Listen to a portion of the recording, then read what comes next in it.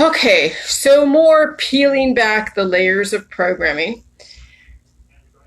So we are uncovering the distinctions between fact and then truth/perception. So, problems and solutions are perception. All problems are a perception. They're not a fact. They're a truth, but they're not a fact. And all solutions are a perception. They're not a fact. And because a problem can be based upon different people's perceptions of an event. And what could be a problem for one person could be completely nothing to another person. So you're dealing with perceptions. The solution to a problem is another perception because it depends on what are you having a solution for. And what is your perceived problem to have this type of solution? Okay, so now you're getting to the root of it. So every single problem out there is not a fact. Every single solution is not a fact. Now it's based upon what is your perception and what laws are you following and what is your intent. What kind of realities do you believe in that cause you to have this belief there's a problem and then this solution to that said problem, a belief of a solution. Okay? So now this really breaks it all down to every single activist stance out there, every single issue somebody has as far as their emotions, all of their problems are a perceived problem. They're not facts. Okay? They're just perceptions based upon your biochemistry. And so now you can get to the root of everything when you realize that you're not dealing in facts. You're dealing with perceptions. You're dealing with somebody's truth. That's what the truther community is trading one addiction for the other, trading one perception for the other. When you say that there is chemtrails kill and Jilly Juice kills and 5G kills, you're dealing with a perception. You're dealing with an opinion. Everybody has an opinion.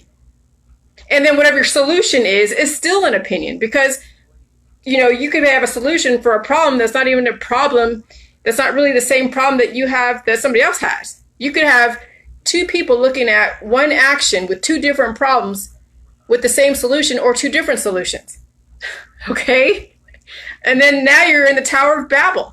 That's truly where the Tower of Babel came from, is when you have these perceptions and truths that are dressed up as facts, and they're not. They're totally, completely, totally different. And so now, now you just need to just drink the J juice, okay? Get your hormones and your biochemistry aligned, and then the problems that you had won't exist. But the reason why you have problems and you're looking for all these solutions is because you have a misaligned biochemistry and you're projecting your problems onto the nearest thing possible, whether it's Jilly Juice, whether it's the chemtrails, or it's 5G, or whatever your perceived problem is, it's the nearest projection to your imbalances. Because I figured it out. Yeah, when I finally figured out what perception is, what truth is, and what facts are, by tearing apart the English language, I realized how much of a drama show that is manufactured in the truther world, on the TV, in the newspapers, the drama on YouTube. Oh my God, I go to YouTube and I'm watching these YouTubers just manufacture the drama left and right. Some have been in the same drama when I was hanging out with them for a minute, battling out, and they're in the same drama, if not worse. They actually have gotten better at the drama because I've given them a few tips on how to be dramatic. Because I had my own drama a couple years ago. And then they're riding on those coattails of what I taught them to do. Craziness. But that's how people make money, is by manufacturing problems, creating problems, and then preying on your perceptions because you have imbalances. So that's why I'm saying J Juice is going to make you immune to all of the problems out there in the world because they're all self-inflicted. All of your problems are self-inflicted. There is nothing anyone is doing to you. But some of you want to believe someone is doing something to you because you don't want to take responsibility. I did the same thing too. When I didn't know that I had responsibility for my biochemistry, which then alters my perception, it was easy to blame the chemtrails. It was easy to blame whatever was the nearest thing out there that was controversial. And that's how you manufacture drama, and that's how the world makes money. So, when you finally stop thinking there's a problem because you've changed your biochemistry, imagine how peaceful. And then, yeah, money isn't flowing back and forth. But you put your money into something a bit more useful, like promoting a life-affirming type of lifestyle, instead of always looking for problems and always looking for a solution to the problem, which really there is no universal solution to any problem because it's based upon your perception of that problem. Okay? And that's why there's so much drama in the world, because people have not aligned their biochemistry. And so they're always looking for a problem, and they're always looking for a solution, and it's always different from somebody else's. And then you have the conflict, and then you have the debates, and then you have all of the different contexts and categories and factions, and oh my God, it's the truther versus the mainstream, and it's the mainstream versus the independents versus the Republican. I mean, it's insane how many problems people will create because of their imbalances. Hey, John Oakes. So, all problems and all solutions are perception, because whatever your problem is not going to be a problem to somebody else. But the fact that you have a problem with something, it means that you have a perception that's altered because of your biochemistry, which means it's not a fact. It's just a truth. It's a perception. Everybody, it's like perceptions and truths are like assholes. Everybody has them. But you don't have to if you actually align your body, mind, and spirit. But first you have to understand what causes you to have these problems, which is the root cause, which is language, how you actually speak and what you write and how you string together words, and then your biochemistry. So that's why I'm focusing on truth, fact, and perception, and then parts of speech, because the parts of speech substantiates that this is a perception, or this is a fact. This is a truth.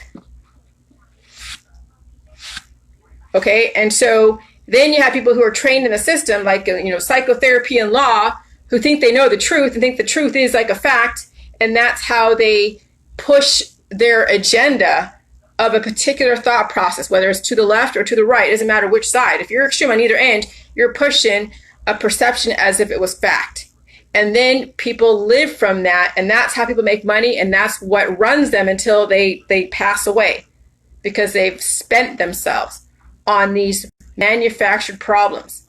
People create problems all the time. Whenever you take a side, no matter what it is, aside from life and death, but when you take a political side, whether it's flying the flag, whatever flag it is, or putting out some symbol of something that someone's going to perceive to be something hateful, you have created a problem.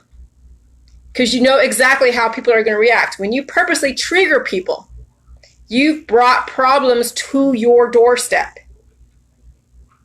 Okay, it's fine that you want free speech, but free speech isn't free. There's consequences.